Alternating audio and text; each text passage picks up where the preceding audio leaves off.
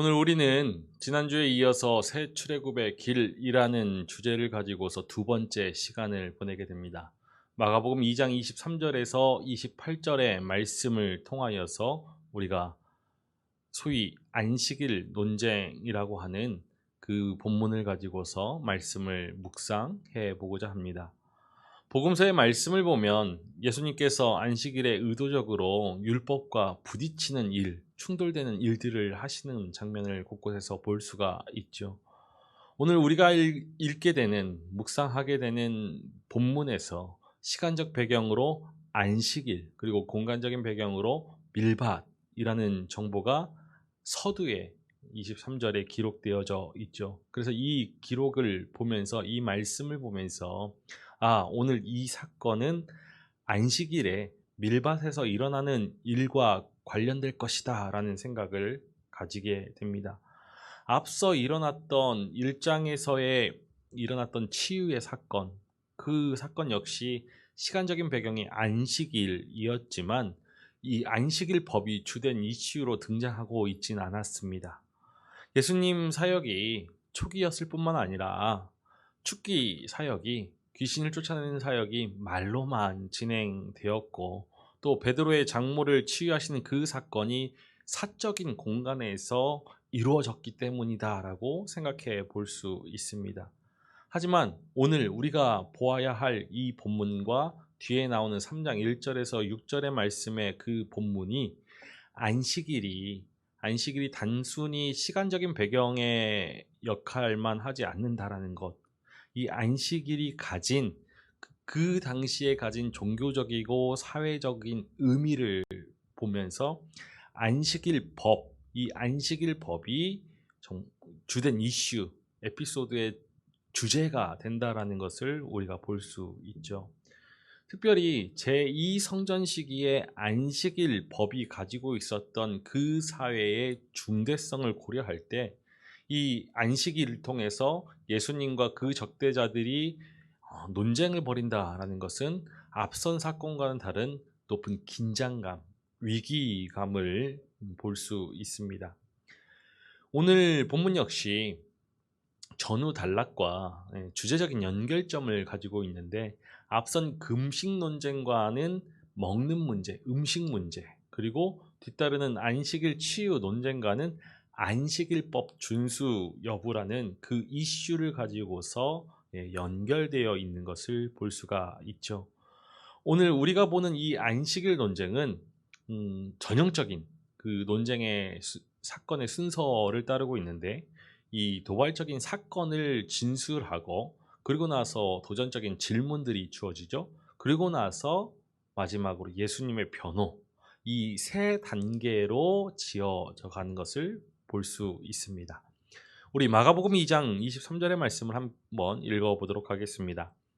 안식일에 예수께서 밀밭 사이로 지나가실새 그의 제자들이 길을 열며 이삭을 자르니.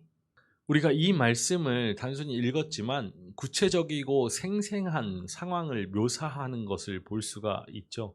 안식일에 예수님께서 밀밭 사이로 지나가시고 제자들은 이삭을 잘라서 길을 만들기 시작했습니다.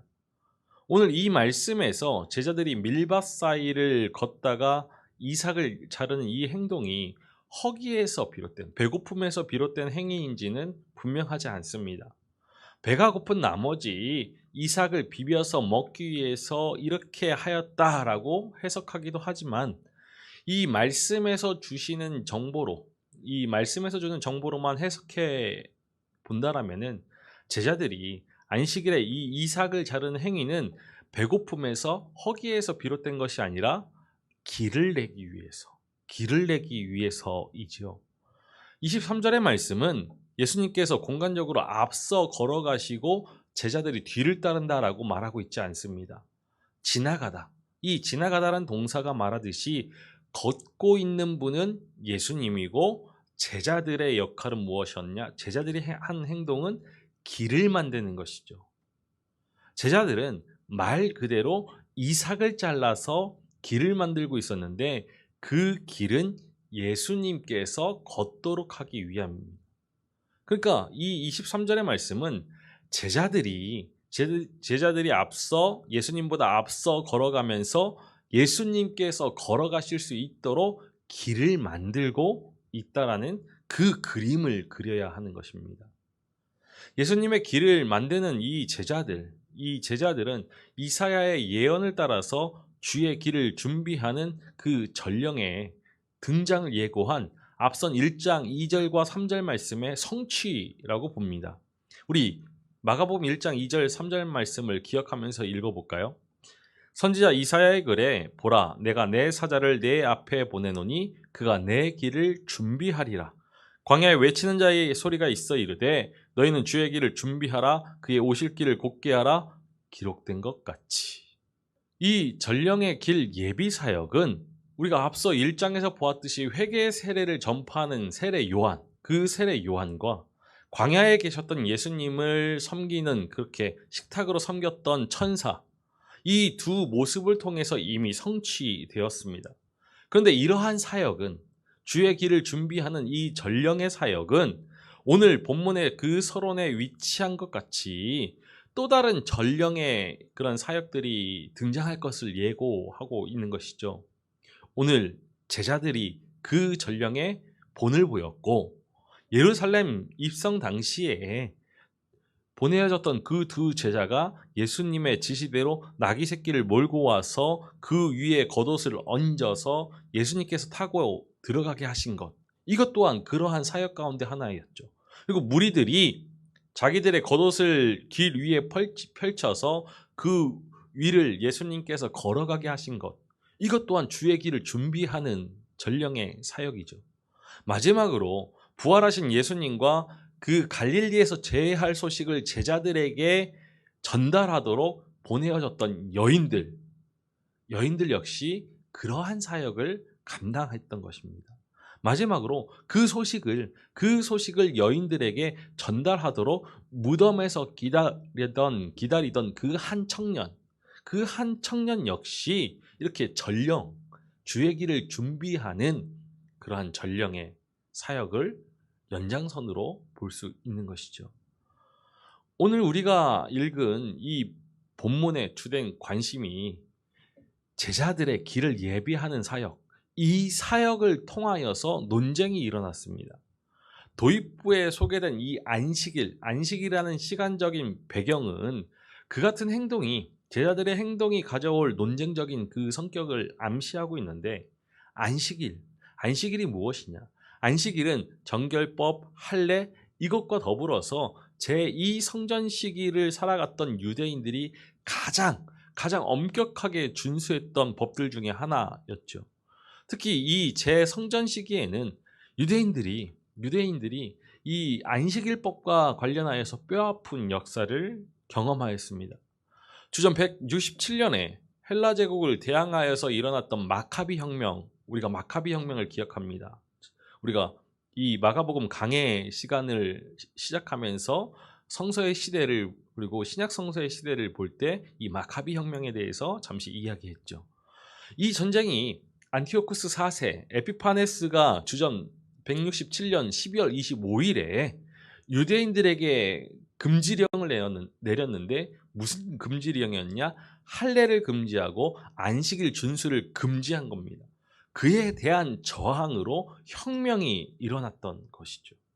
그만큼 안식일은 중요한 것이었습니다. 더불어 주 70년부터 170년이라는 그 기간 동안에 유대 사회에 있었던 서기관과 랍비, 바리새인들이 유대법 논쟁에 관해서 가르침을 담고 있던 미시나가 형성되었는데, 그 미시나에서 그들이 토론했던 가장 중요한 법들 중에 하나가 바로 이 안식일 법이었습니다.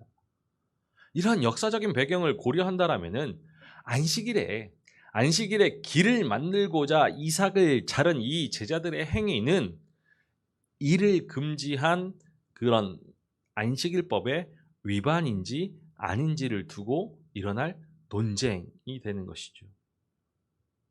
마가복음 2장 24절의 말씀을 읽어보겠습니다. 바리새인들이 예수께 말하되 보시오 저들이 어찌하여 안식일에 하지 못할 일을 하나이까? 바리새인들이 비판적인 질문자로 다시 등장하고 있는 것을 우리가 볼 수 있습니다. 이 안식일에 밀밭에 이 바리새인들과 같은 종교 지도자들이 나타난 것은 분명히 일반적인 모습은 아닙니다. 왜 나타났을까요? 예수님은 일반의 유대인이 아니지요. 평범한 유대인이 아닙니다. 이미 하나님 나라의 도래에 바탕을 둔 치유와 축기로 이 갈릴리 전역에서 이미 큰 명성을 얻고 있었던 지도자의 버금가는 그러한 인물이 된 것이죠. 무엇보다 우리가 2장에서 살펴보았던 앞선 사건들, 중풍병자를 치유하고 세리 레위를 제자로 부르시면서 죄인들과 식탁 교제를 하셨던 그 죄인들과의 식탁 논쟁, 그리고 금식 논쟁에서 보듯이 예수님의 말과 행동은 당시 이 유대 사회의 종교적이고 법적인 그 전통에 위협적인 요소를 가지고 있었죠.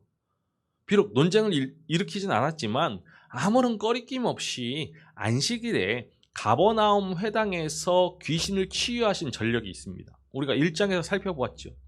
이러한 정황들을 고려한다라면은 이 율법을 전통을 고수하고 있는 바리새인들에게 예수님은 이미 요주의 인물로서 감시의 대상이 되었기 때문에 이렇게 안식일에 밀밭까지 그들을 쫓아오는 행위는, 그들을 감시하고 있는 행위는 이상한 일이 아니라는 것입니다. 마가 역시 마가복음에서 예수님의 적대자로서 바리새인들이 등장하고 있는 것을 예상하고 암시하고 있는데, 이 헬라어에서 이 바리새인들이라고 표현했던 그 바리새인들 단어 앞에 관사를 붙여서 그 바리새인들이라고 알려주고 있죠. 그 바리새인들은 누구냐? 앞선 16절에서 죄인들과 식탁 교제를 나누고 있는 예수님과 논쟁을 벌였던 이들이 바리새인들이죠. 그 바리새인들이 안식일에 밀밭에서 예수님에게 질문한 이들과 동일하다는 겁니다. 예수님과 논쟁을 벌이는 등 계속해서 그 예수님의 일행들을 감시해 오고 있다는 것, 그 바리새인들이라고 표현하고 있는 것이죠. 이것은 마가의 의도입니다. 바리새인들이 수사적인 질문으로 제자들의 행동이 이런 안식일법에 저촉된다라는 것을 예수님께 비난하죠. 바리새인들은 다른 종교의 그 종파들과는 차별된 그들만의 율법을 만들고서 그것을 철저히 지켰습니다. 남들이 하루 금식할 때 이틀을 금식하였죠. 1시간 기도할 때 2시간 기도하는 것으로 규칙을 만들고 그것을 정말 목숨처럼 지켰습니다. 특히 안식일은 더욱 엄중하게 지켰죠. 만약에 안식일에 담이 무너져서 사람이 벽돌에 깔린다고 해도 그 사람을 구해주지 않았습니다. 피가 난다고 해도 최소한의 그 지혈만 한 채로 있다가 안식일이 끝난 뒤에야 치료를 했죠.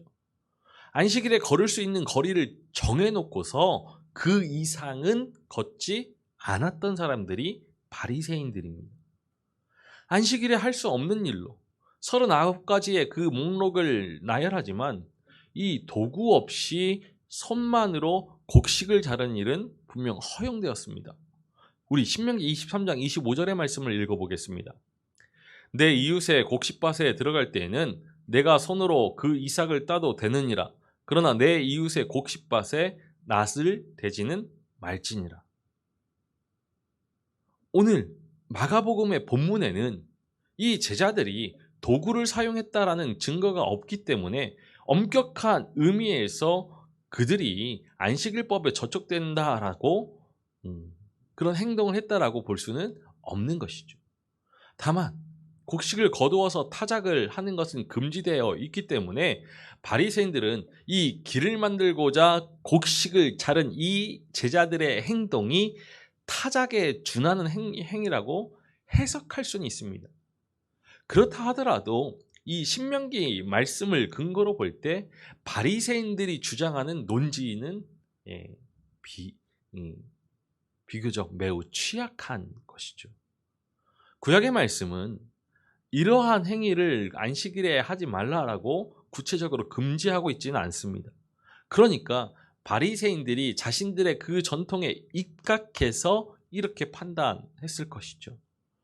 바리새인들은 안식일을 철저히 지킴으로써 이스라엘의 회복을 이루고자 하였습니다.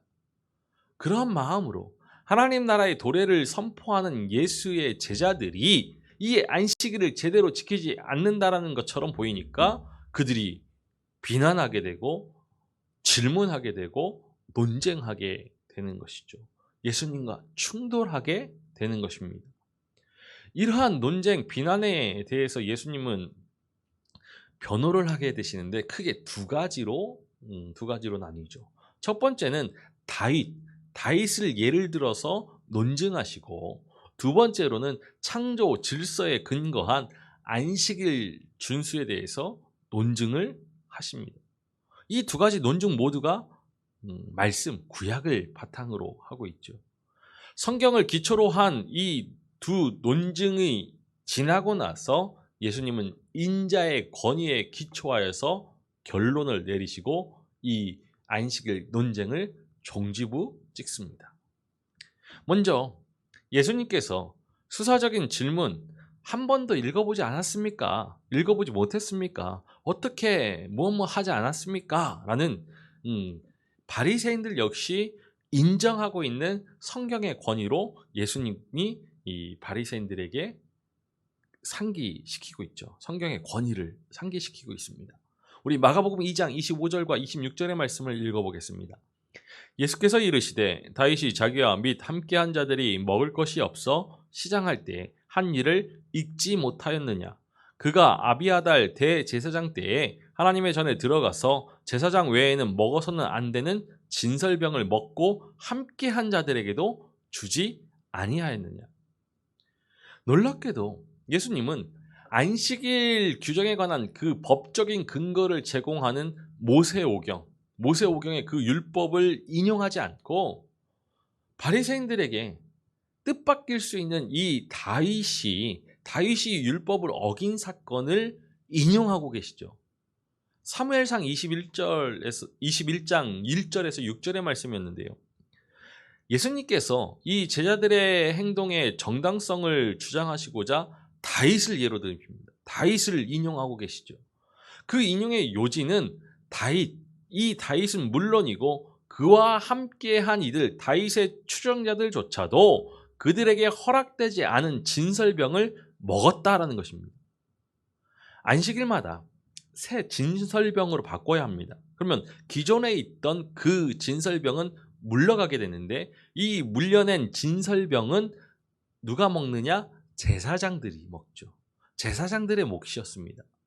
이 진설병은 제사장들만 먹을 수 있는 것으로 다윗의 행위는 율법을 어기게 된 것이죠.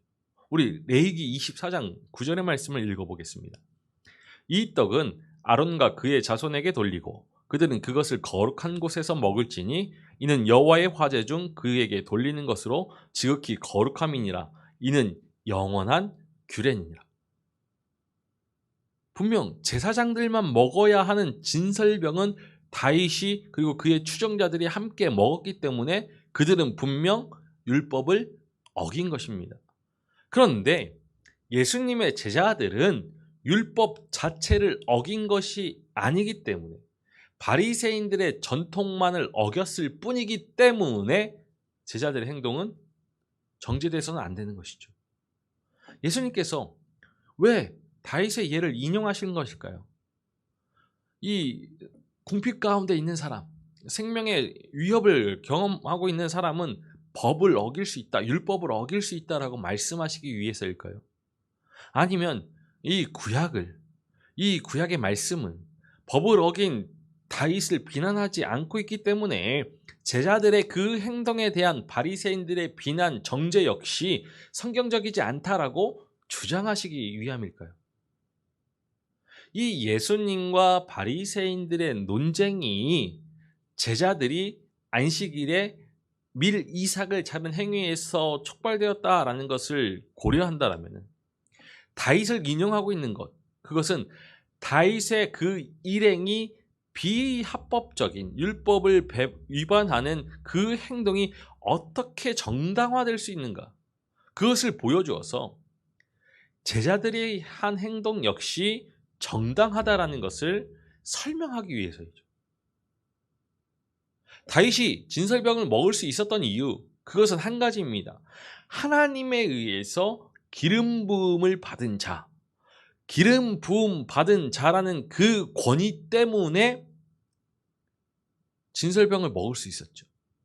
그리고 자격 없던 그 일행이 진설병을 먹을 수 있었던 이유는 기름 부음 받은 자 다윗과 함께 있었기 때문에, 그 권위를 가진 다윗이 그들과 함께 있으면서 권위 가진 자 다윗이 그들에게 직접 주었기 때문에 다윗의 일행 또한 추종자들 또한 먹을 수 있었다는 것입니다.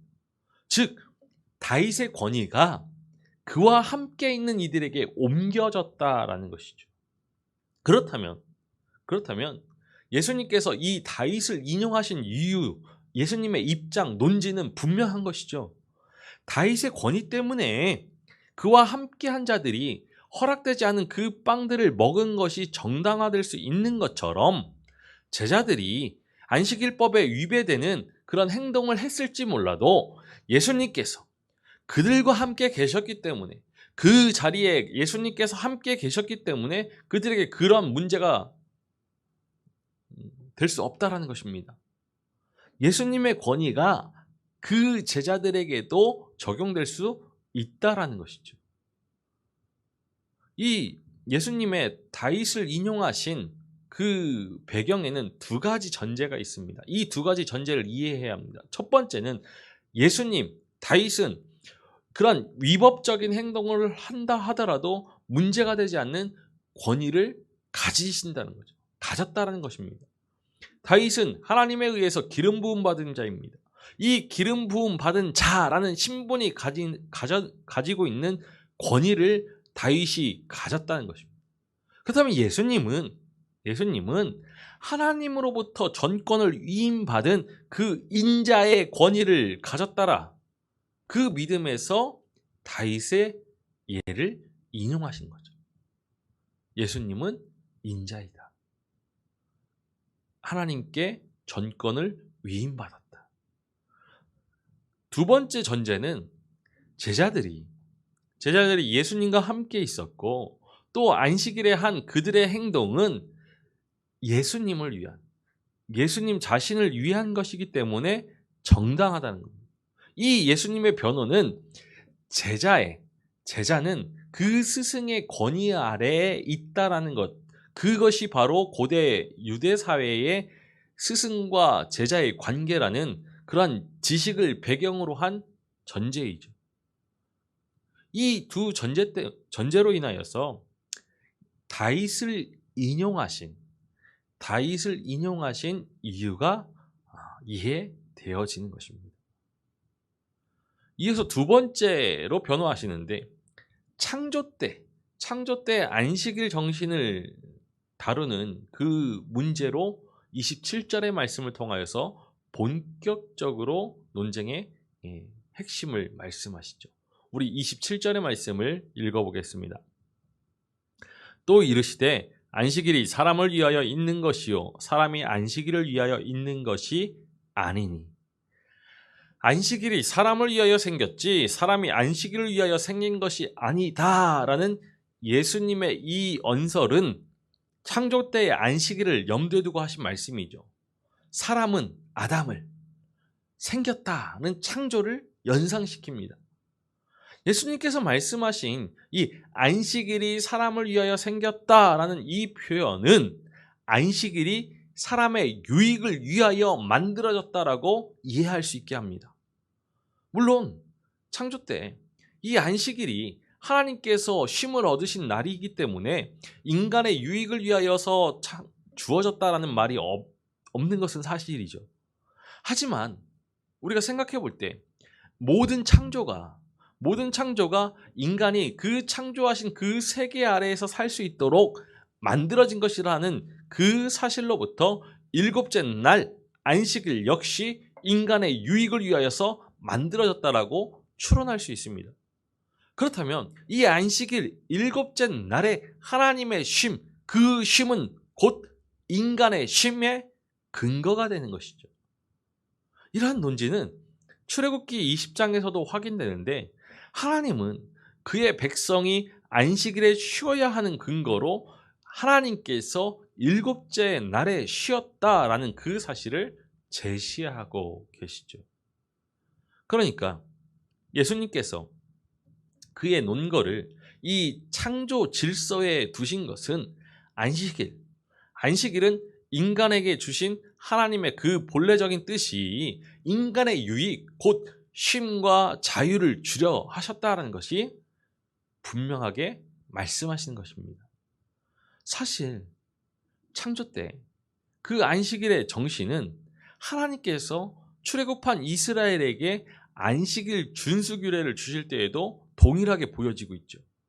출애굽기 23장과 신명기 5장 말씀에 따르면 하나님께서 이스라엘을 바로의 압제에서 해방시켜 주셨다라는 그 토대 위에서 그들 자신을 포함하여서 모든 종들과 가축까지도 안식일의 쉼을 가지도록 명령하고 계시기 때문이죠. 분명 안식일은 사람을 쉬게 하기 위하여서 하나님께서 주신 선물입니다. 쉬지 못하는 종들에게 쉼을 주신 하나님의 축복의 선물이죠. 그러나 바리새인들은 이 안식일을 잘 지키고자 전통을 만들어서 결과론적으로는 안식일을 무거운 멍해가 되도록 만들어 버린 것입니다. 여기서 중요한 것은 예수님께서 창조의 질서에 근거한 이 안식일의 정신을 주장하는 것이 제자들의 그 이삭을 자른 행위에 어떻게 적용될 수 있느냐. 그게 문제이죠. 예수님의 의도가 무엇입니까? 안식일이 사람의 유익을 위하여서 창조되었기 때문에 안식일에 인자의 예수님의 그 길을 만들기 위해서 제자들이 이삭을 자른 행위는 안식일을 주신 하나님의 그 원래의 뜻에 위배되지 않고 도리어 그 뜻에 충실한 행위이다라는 것입니다. 이제 남은 것은 예수님께서 안식일을 향한 창조주 하나님의 뜻이 무엇인지를 결정할 수 있는 그러한 권한을 가지고 있느냐가 문제이죠. 이것이 앞서 예수님이 말씀하신 그 논쟁의 근거가 되고 결론이 될 것입니다. 그 권한의 문제는 28절에서 종지부를 찍게 되죠. 우리 28절의 말씀 읽어보겠습니다. 이러므로 인자는 안식일에도 주인입니다. 예수님의 권위 문제는 비단 앞선 이 논쟁, 안식일의 정신에 대한 그 논쟁뿐만 아니라 다윗의 예, 다윗을 인용하신 그 예를 타당성 있게 뒷받침하기 위해서 핵심적으로 28절이 결론적으로 말하고 있는 것이죠. 이러므로라는 이 결과론적인 접속사, 이것으로 앞선 두 논거를 종지부 찍는 그 결론으로 28절의 말씀이 주어지는 것이죠. 그러므로 인자는 또한 안식일에도 주인이다. 제자들의 위법적인 행동이 예수님께서 그들과 함께 있었다는 그 사실에 근거하여서 용인될 수 있다, 받아들일 수 있다라는 그 권위적인 주장은 예수님이 누구인가, 예수님의 그 권위가 어떠한가에 대해서 설명하면 모든 것이 종지부를 찍게 됩니다. 논쟁이 더 이상 이어지지 않게 되는 것이죠. 예수님이 누구이며 예수님의 권위가 어떠한 것인가. 예수님께서 그 권위를 주장하기 위하여서 자신을 인자로 설명하고 계시죠. 소개하고 계십니다. 그런데 헬라어를 직역하면 인자라고 표현된 그 단어 역시도 그 인자라고 합니다. 그 인자, 우리가 앞서 앞선 시간에서도 확인했듯이 다니엘 7장의 말씀에 나오는 인자 같은 이, 인자 같은 이를 표현하는 용어이죠. 그 인자. 마가복음에서 인자는 예수님을 가리킵니다. 이것은 8장, 9장, 그리고 14장에서 분명하게 보여지는 표현들이죠. 예수님께서 자신을 다니엘서 7장에 나오는 그 인자 같은 이와 동일시하시는데, 그래서 자신을 인자라고 부르고 계시는데, 이러한 예수님의 자기 인식은 마가복음 14장에서 분명하게 드러나고 있습니다. 마가복음 14장에서 인자가 권능자의 우편에 앉은 것과 하늘의 구름을 타고 오는 것을 너희가 보리라 라고 말씀하셨죠. 이러한 예수님의 주장이 사내들인의 그런 공의의 회원들에게 그런 사형에 해당하는 신성 모독으로 여기게 하였습니다. 결국에 그들이 예수님을 로마인들의 손을 빌려가지고 십자가에 못 박히게 하지만, 하나님께서 그 예수 그리스도의 부활을 통하여서 예수님의 그 자기 주장, 자기 인식, 인자, 이것을 정당화하셨죠. 확인시켜 주셨죠. 마가복음 8장과 14장의 말씀에 의거하면 인자로서의 예수, 인자이신 예수는 그리스도이시죠. 대제사장이 내가 찬송받을 이의 아들 그리스도냐라고 질문하니까 예수님께서 내가 그니라 라고 대답하셨습니다. 그러니까 결국 예수님이 인자이시다. 예수님의 이 논쟁의 요지는 자신만이 아니라 자신과 함께 있는 제자들 역시 이 안식일법에 위배되는 행동을 할 수 있는 그 권세, 권한을 가지고 있을 뿐만 아니라 무엇이 안식일을 향한 창조주 하나님의 원래 뜻인지 판단할 수 있는 권세를 가졌다라고 주장하신 거예요. 안식일에도 주인이라, 인자가. 예수님에게는 앞선 2장 10절에서와 마찬가지로 하나님의 권세를 행사하는 인자 같은 이 인자로, 그 인자로 자신을 선언할 이유가 충분하다라는 것이죠. 우리 마가복음 2장 10절의 말씀을 읽어볼까요? 그러나 인자가 땅에서 죄를 사하는 권세가 있는 줄을 너희로 알게 하려 하노라 하시고 중풍병자에게 말씀하시되. 그러니까 예수님께서 이 다니엘서에서 말하는 인자 같은 이가 하나님께로부터 권세를 받은 것처럼 자신 역시 이 안식일의 주인으로서 권한을 하나님께로 받았다라고 주장하죠. 근데 안식일의 주인, 주라는 것, 헬라어로 큐리오스, 이것은 통치자, 소유주라는 뜻을 가지고 있기 때문에 안식일의 주인은 이 안식일법에 관한 그 결정권자, 안식일의 그 법을 결정할 수 있는 결정권자, 판단자라는 의미를 가지고 있습니다. 그러니까 하나님의 전권을 받은 인자로서 예수님은 이 안식일에 관한 하나님의 원래의 뜻을 판단할 그 권한을 가지고 있고, 더 나아가서 자기를 위하여서 행해진 이 제자들의 행동이 하나님의 뜻에 일치한다라고 선언할 권한, 권세를 가지고 있다라고 말씀하시는 거죠. 이 모든 주장의 결론으로서 예수님은 하나님으로부터 권세를 부여받은 인자, 그 인자로 자신을 소개하고 계신 것입니다. 그러면서 그 인자의 권세로 이 안식일의 참된 의미를 해석하고 성취해 나아가시는 분이라고 예수님이 선언하시는 것이죠.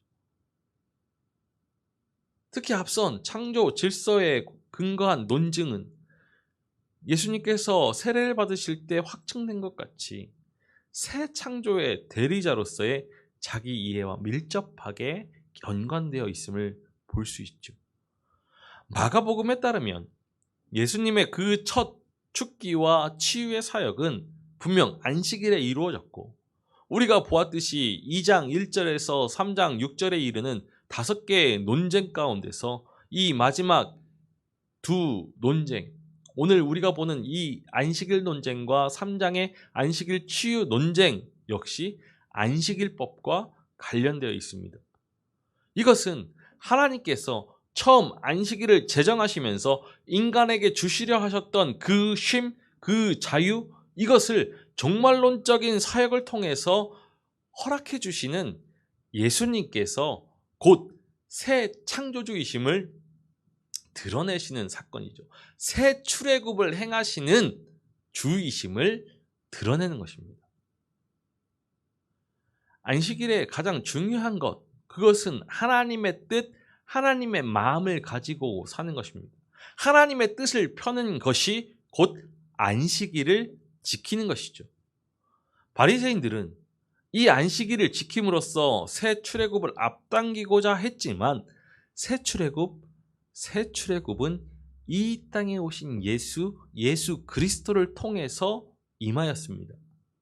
새 출애굽의 결과로 진정한 안식이 주어지는 것이지, 이 안식일을 지킨다는 것, 안식일 준수가 새 출애굽을 가져오는 것은 아니지요.